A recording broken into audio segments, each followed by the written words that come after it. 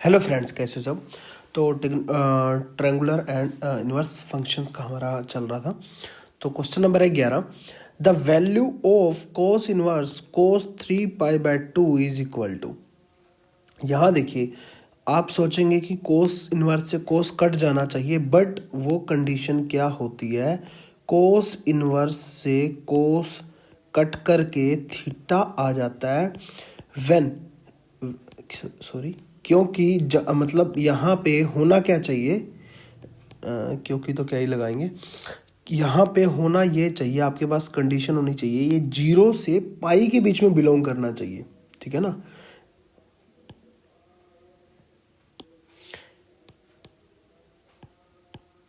0 से पाई के बीच में थीटा जो है 0 से पाई के बीच में बिलोंग करेगा, तब ये कंडीशन हो सकती है।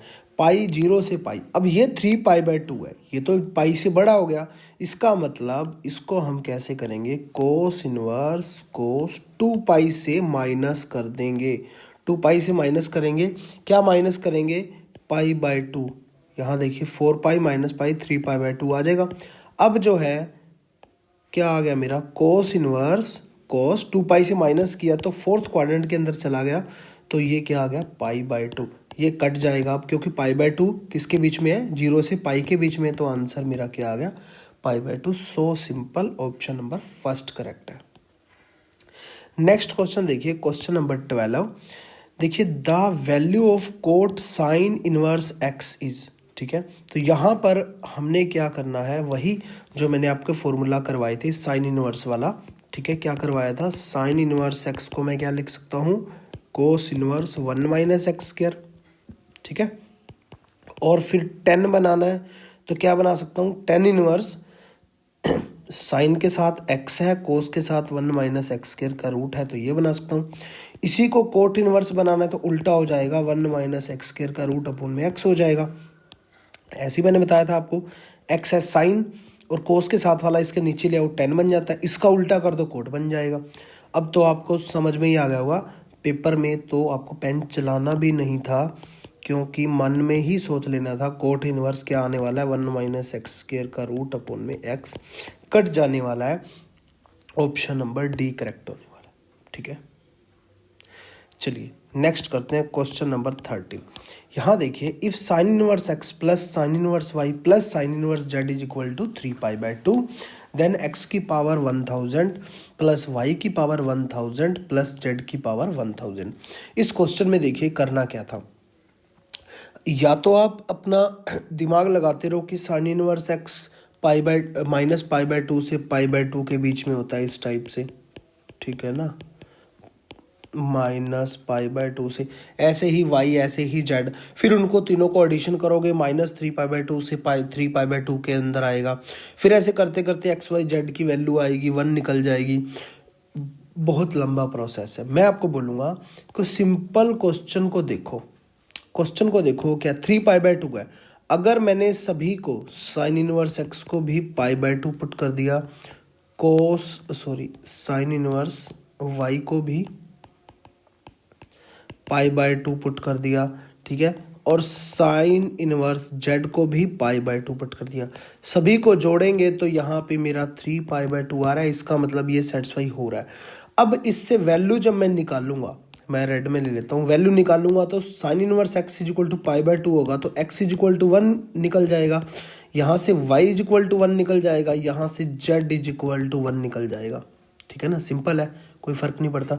क्योंकि अगर मैं देखूं यहाँ पे एक्स इधर रहेगा, साइन उधर चला जाएगा, साइन पाई/2 क्या होता है, 1, साइन पाई/2 1 होता है, साइन पाई/2 1 होता है, 1 1 1 आ गया। अब हमें 1 की पावर कुछ भी करते रहो 1 ही आएगा, 1 + 1 + 1, ऑप्शन नंबर सी करेक्ट हो गया।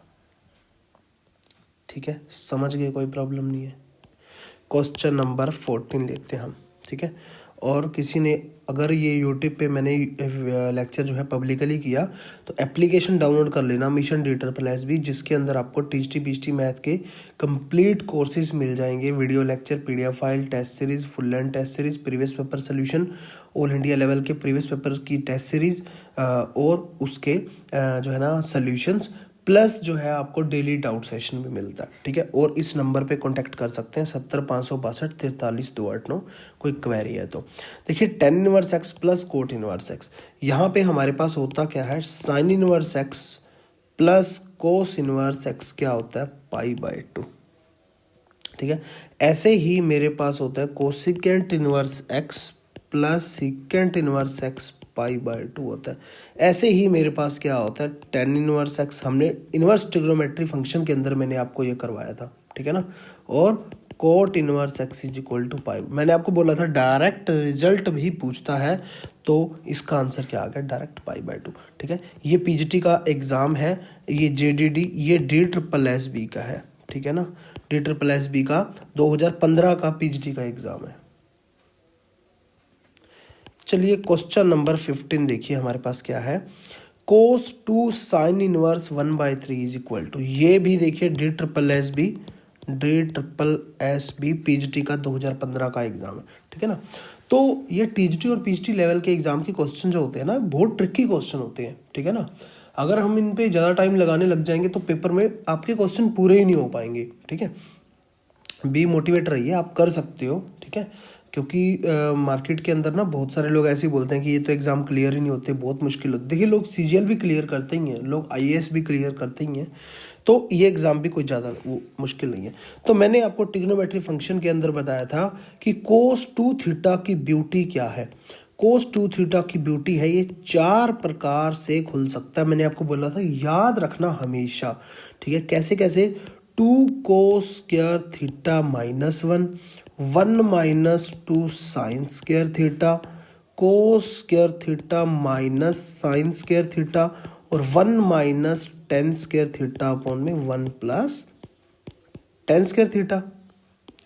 ये हर, देखिए कितने क्वेश्चंस के अंदर तो यही चीज़ यूज हो रही है, अगर आपको ध्यान में है तो। यहाँ देखिए कोस है, अंदर 2 है, और थीटा अगर मैं साइन इनवर्स 1/3 को ले लूँ तो मेरा काम कितना आसान हो जाएगा, समझ रहे हैं बात को, कितना आसान हो जाएगा। ये वाला अगर मैं जो है ना सेकंड फॉर्मूला अगर अप्लाई करूं, आप बोलोगे सेकंड ही क्यों, क्योंकि इसमें साइन है और इसमें भी साइन है।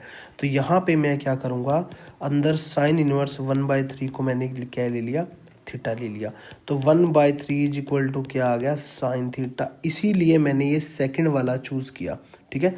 और इसको मैं चूज़ करता हूँ तो यहाँ पे कोस अंदर 2 अंदर थीटा आ जाएगा, क्योंकि मैंने थीटा लिया हुआ है, तो इसकी वैल्यू क्या आ जाएगी, 1 - 2 साइन स्क्वायर थीटा। यहाँ देखिए क्वेश्चन कितना आसान बन गया, 2 साइन स्क्वायर थीटा, साइन की वैल्यू 1/3 है तो 1/3 का स्क्वायर हो गया, 1 - 2/9, 9 - 2 7/9, मेरा आंसर आ गया, ऑप्शन नंबर फर्स्ट करेक्ट हो गया। देखिए कितना आसान है, कितनी चीज़ें आसान है, अगर आप अच्छे से ध्यान से करते हो, चीज़ें बहुत ईजी लेवल की है। Question number 16, the straight road intersect an angle of 60 degree, ठीक है। स्ट्रेट रोड है कोई, intersect an angle of 60 degree, कोई 2 स्ट्रेट रोड हैं, वो 60 डिग्री एंगल पे मिल रही होंगी, तभी तो एंगल बन रहा है। ए बस on one road is 2 kilometre away from the intersection and A car on the other road is 3 kilometre away, ठीक है ना, आ गया ना अदर रोड, बात होगी। ये 2 किलोमीटर है और ये 3 किलोमीटर अवे फ्रॉम, ठीक है, दूर है इंटरसेक्शन पॉइंट से। Then the direct distance between the 2 vehicle, अगर उनके बीच में एक सरल रेखा खींची जाए तो डायरेक्ट उनका डिस्टेंस कितना होगा। ये कुछ जो है ना इस टाइप से फिगर बनने वाली है। यहाँ से मैंने ले लिया, ठीक है, और एक रोड यहाँ से ले ली, क्योंकि एंगल मुझे 60 डिग्री दिखाना है, ठीक है। तो यहाँ पे एंगल लुक लाइक मेरा 60 डिग्री बन रहा, और यहाँ पे ले लिया। अब यहाँ पे ले लिया मैंने ए, यहाँ पे बी, यहाँ पे सी, और ये एंगल है मेरा 60 डिग्री। अब ये क्या कह रहा है, बस जो है ना उस वन रोड से 2 kilometre away from the intersection point, intersection point क्या है, ए है मेरा, ठीक है, और 2 किलोमीटर अवे है। मान लीजिए बस आ रही है यहाँ से, ठीक है, यहाँ से आ रही है या जा रही है या आ रही है, वो कोई मैटर नहीं करता, 2 किलोमीटर है, ठीक है। तो ये आ गया 2 किलोमीटर अवे, और 3 किलोमीटर है इंटरसेक्शन से कोई वो, तो यहाँ से आ गया मेरा 3 किलोमीटर, ठीक है ना। तो क्योंकि ये सी के सामने है तो इसको हम साइड स्मॉल सी मानते हैं, ये बी के सामने है तो स्मॉल बी हो गया, ए के सामने है तो ए मुझे डायरेक्ट डिस्टेंस इसकी निकालनी है इन दोनों के बीच में। ये बस है, सॉरी ये बस है, ये कार है, ठीक है। सी जो है बस है, बी जो है कार है। आप क्वेश्चन समझ गए होंगे। बिटवीन टू व्हीकल, इन दोनों के बीच में डायरेक्ट डिस्टेंस निकालनी है, मतलब कुछ भी नहीं है। इतने बड़े क्वेश्चन के अंदर कहने का मतलब सिर्फ वो ये कह रहा था, एक ट्रायंगल है आपके पास जिसमें एक एंगल दिया हुआ है और 2 साइड दी हुई है, तीसरी साइड निकालो। समझ में आ गया? क्वेश्चन समझ में आना जरूरी है। अगर ये समझ में आ गया तो सोल्यूशन ऑफ ट्रायंगल के अंदर हमने क्या किया था, कोस थीटा, कोसाइन फॉर्मूले हमने पढ़े थे, ठीक है ना। कोसाइन रूल हमने किया था। कोसाइन रूल के अंदर क्या होता था कि कोस ए अगर निकालना है, कोस ए ही क्यों मैं निकाल रहा हूं, क्योंकि ए मेरे पास एंगल है। अगर मेरे पास एंगल बी होता तो कोस बी निकालता, सी होता तो कोस सी निकालता। ए जब निकालते हैं तो हम क्या करते हैं, B square plus c square, बाकी दोनों साइडों का स्क्वायर का एडिशन, और ए के सामने एंगल के सामने वाली जो साइड होती है वो माइनस के अंदर स्क्वायर हो जाती है अपॉन में 2bc। ऐसे ही अगर कोस बी होता तो यहाँ पे आता a square plus c square minus b square upon में 2ac, ठीक है। समझ में आती है बात। अब जो है ए एंगल मुझे दिया हुआ है कोस 60 डिग्री हो गया, ठीक है। बी मुझे दी हुई है तो 2 दूनी 4 हो गया, सी मुझे 3 दिया हुआ है, 3 3 9 हो गया। ए मुझे फाइंड आउट करना है, 2 टाइम बी 2 दिया हुआ है, सी 3 दिया हुआ। बताओ दिक्कत है कहाँ। कोस 60 डिग्री आपको पता है, कोस 60 डिग्री होता है हमारे पास 1/2, ठीक है ना। ये हो गया मेरे पास 1/2 और यहाँ पे 13 माइनस ए स्क्वायर अपॉन में कितना हो गया, 2 दूनी 4 दिया 12, 12 है, 2 यहाँ से कट के 6 आ जाएगा, 6 इक्वल चला जाएगा, ए स्क्वायर इज इक्वल टू क्या आ जाएगा, 13 माइनस 6 7 आ जाएगा। तो ए की वैल्यू यहाँ से कितनी आ गई, √7। यही मुझे फाइंड आउट करनी थी, ऑप्शन नंबर डी करेक्ट होगा, ठीक है। क्वेश्चन बड़ा नहीं होता, अगर आप ढंग से समझेंगे तो क्वेश्चन आसान ही होते हैं। क्वेश्चन नंबर 17, यहाँ देखिए, in a triangle a b c, b है π/3, सी एंगल है π/4, let d divide b c internally in the ratio 1:3, then sine B A D upon में sine c a d. Question को ध्यान से समझना। Triangle है ए बी सी, तो मैं एक ट्रायंगल बना लेता हूँ। ट्रायंगल मेरी है ए बी सी, ठीक है, ए बी और सी। उसके बाद वो क्या बोल रहा है, बी एंगल है π/3, π/3 मतलब 60 डिग्री, ये मेरा एंगल है 60 डिग्री। सी मेरा एंगल है π/4, π/4 मतलब 45 डिग्री का एंगल है, ठीक है। अब जो है ऊपर वाला एंगल तो मुझे पता है, बट उसने क्या बोल दिया, डी डिवाइड कर रहा है बीसी को डी डिवाइड कर रहा है इंटरनली।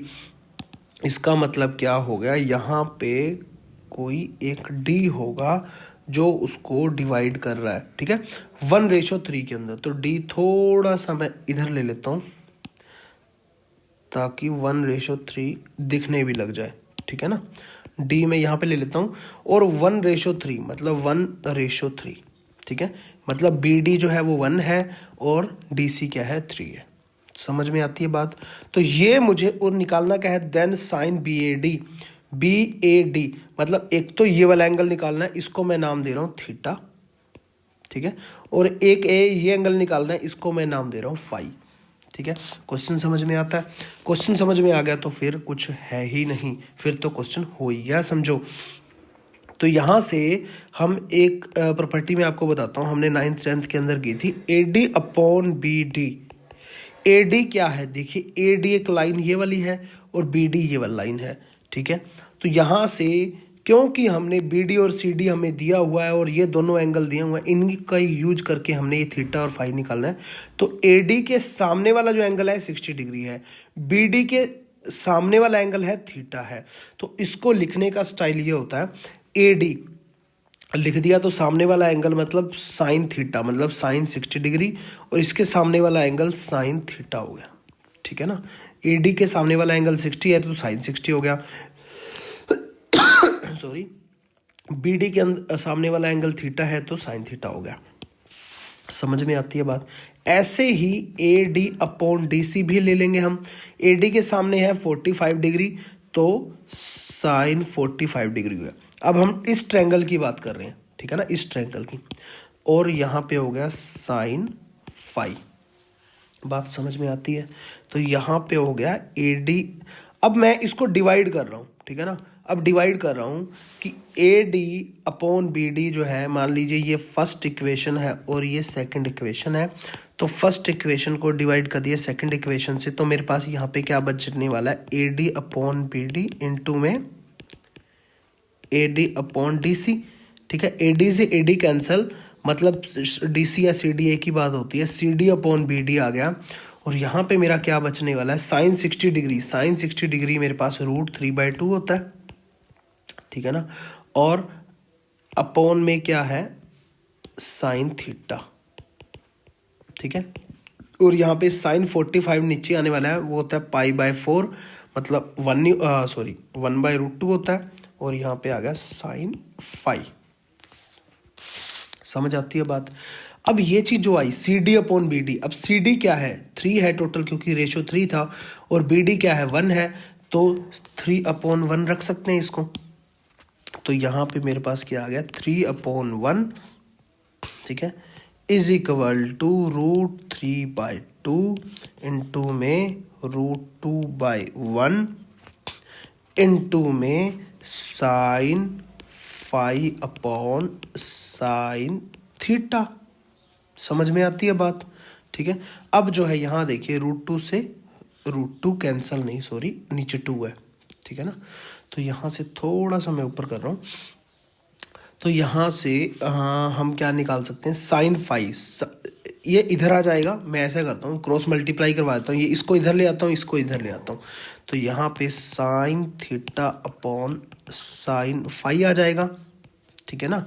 और यहाँ पे क्या बन जाएगा, √3 अपॉन में √2, क्योंकि 2 को हम क्या लिख सकते हैं, √2 इंटू √2, एक √2 कट जाएगा, और यहाँ से 1/3 आ जाएगा। तो फिर से क्या बन जाएगा, 1/√2 इंटू √3, क्योंकि ऊपर फिर से √3 पड़ा हुआ, नीचे 3 इंटू √3 लिख सकते हैं। तो ये आ गया, तो ये मेरा आ गया 1/√6, ठीक है।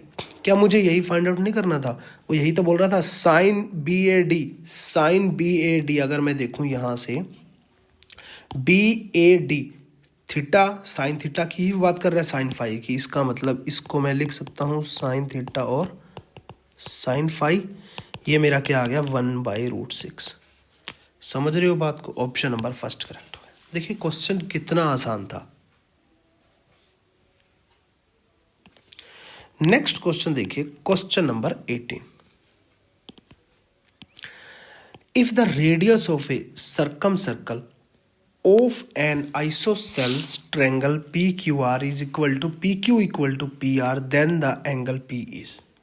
तो इसकी मैं फिगर पहले ड्रॉ कर लेता हूँ। यहाँ देखिए, इसकी फिगर मैंने ड्रॉ कर लिया। मेन फिगर में ही इसका जो है, if the radius of a circumcircle of an isosceles triangle PQR एक आइसोसेल्स ट्रायंगल है। रेडियस ऑफ सर्कम सर्कल मतलब इसके, इस ट्रायंगल के तीनों कोई भी पॉलीगन, कोई भी रेगुलर पॉलीगन होती है या कोई भी पॉलीगन होती है, उनके तीनों जो कोने, तीनों कोने, चारों कोने जो भी है, मतलब उसकी जो भी उसके कॉर्नर्स होंगे, जो उसके वर्टिसेस होंगे, उससे गुजरता हुआ, उसको टच करता हुआ एक सर्कल बनता है। उसकी जो रेडियस होती है उसे हम बोलते हैं सर्कम सर्कल, जो बाहर से जाता है। और इसके ट्रायंगल के अंदर जो सर्कल बनता है उसे इनर सर्कल बोलते हैं, ठीक है। PQ equal to PR। PQ ये लाइन है, PR ये वाली लाइन है, ठीक है। इस ट्रायंगल की ये दोनों इक्वल हैं तो हम कैसे लेते हैं, इक्वल सिंबल को ऐसे लेते हैं, एक सेकंड, ये ऐसे इक्वल हैं दोनों। उसके बाद की वो बात क्या कर रहा है, then the angle P angle कितना आएगा, ये पूरा का पूरा एंगल कितना आएगा, ठीक है ना, ये बात होगी। अब देखिए, अब जो है, अगर ये PQR ट्रायंगल को देखो ध्यान से, जो साइड्स इक्वल होती है उनके आमने सामने के एंगल भी इक्वल होते हैं। समझ रहे हो ना बात को। जो साइड्स इक्वल होती हैं, मैं यहाँ पे जो है ना ड्रॉ कर देता हूँ।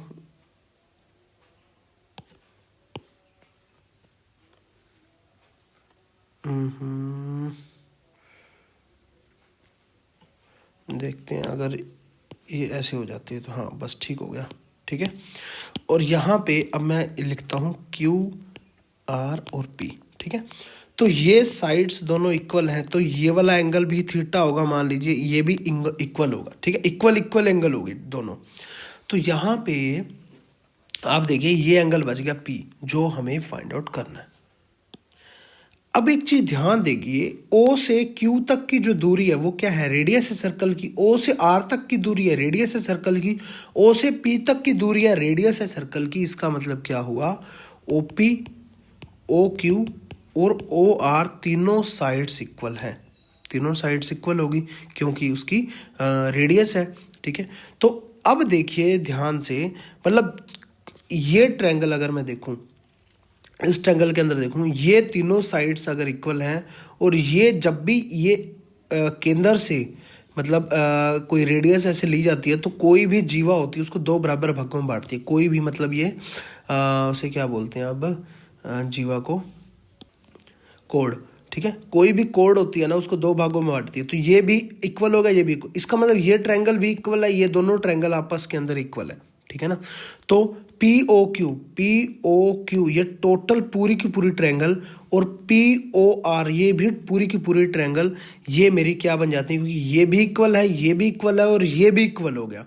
तो ये मेरी कौन सी बन गई, ये मतलब इक्विलेटरल ट्रायंगल बन गई, ठीक है ना। अब आप समझ रहे होंगे, ओ क्यू पी और ओ पी आर ये दोनों इक्विलेटरल ट्रायंगल मेरी बन गई, ठीक है।